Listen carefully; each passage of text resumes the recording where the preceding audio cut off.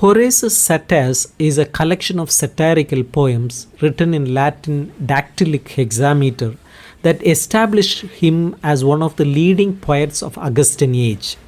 Published between 35 BC to 30 BC, these works blend humor, philosophy, and moral lessons to explore how individuals might live a balanced and contented life.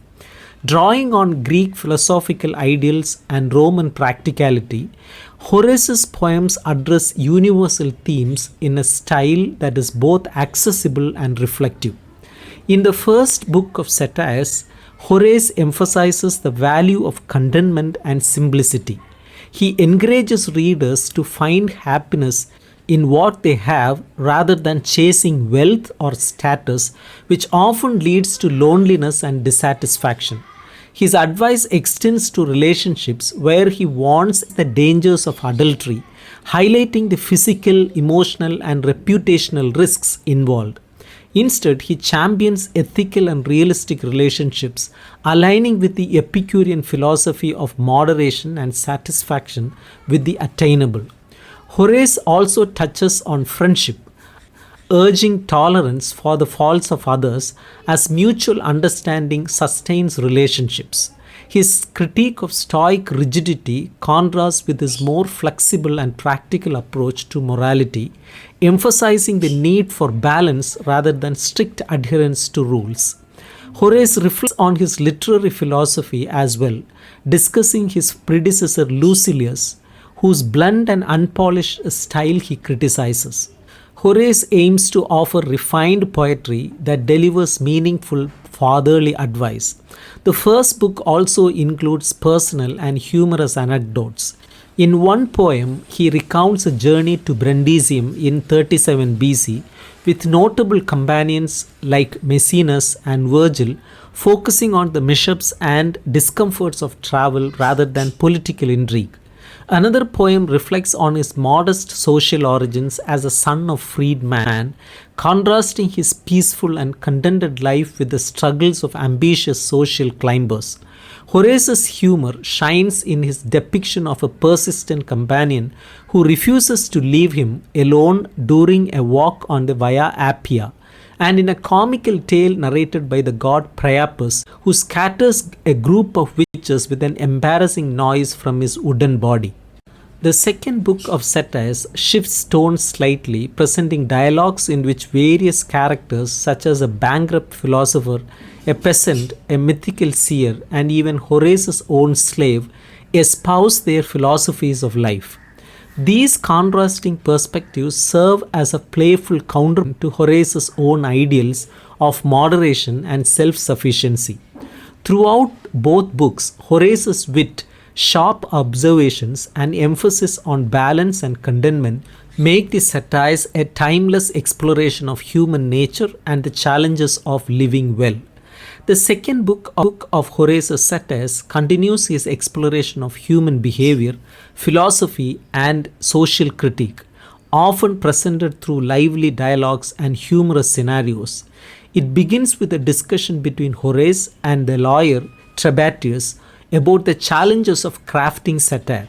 Trebatius advises Horace to avoid offending powerful figures and questions why he does not write heroic epics in praise of Octavian instead. Horace defends satire by citing Lucilius, who boldly critiques society while enjoying the protection of influential friends. In another poem, the rustic philosopher Ophelus extols the virtues of simple living, emphasizing frugality and healthy eating. The poem takes on a reflective tone as he observes that possessions are temporary, pointing out that his own form was taken from him and will one day be taken from its new owner as well. This underscores the fleeting nature of material wealth.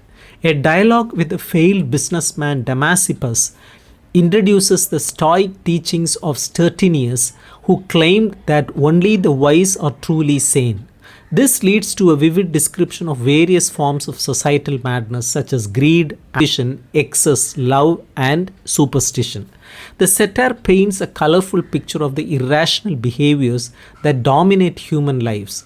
Horace humorously recounts a lecture on fine dining delivered by Catius, a character obsessed with the best food and drink for a dinner party. Horace, amused and intrigued, requests to join him for the next lecture. This playful episode reflects the trivial preoccupations of certain social circles. In a parody of Homer's Odyssey, Horace stages a dialogue in the underworld between Odysseus and the prophet Tiresias. Tiresias offers cynical advice on how to navigate Roman society, including strategies for securing inheritances.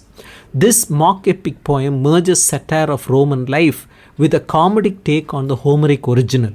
Horace contrasts the peace of rural life on his Sabine farm with the chaos of city living in Rome. This theme is presented in the fable of the town mouse and the country mouse, illustrating the simple joys of country life compared to the stress and dangers of urban existence.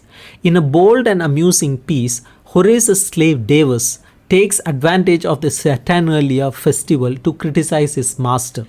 Davus argues that only the wise are truly free, accusing Horace of being enslaved by his own passions and dependencies.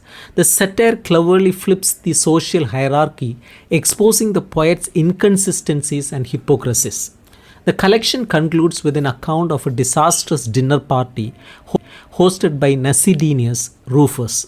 Horace's comedic portrayal of the event highlights the host's pretentiousness and the chaos that ensues, leaving readers both entertained and reflective of the absurdities of human behavior. Through these varied and engaging episodes, Horace continues to blend critique, inviting his audience to reflect on the complexities of life.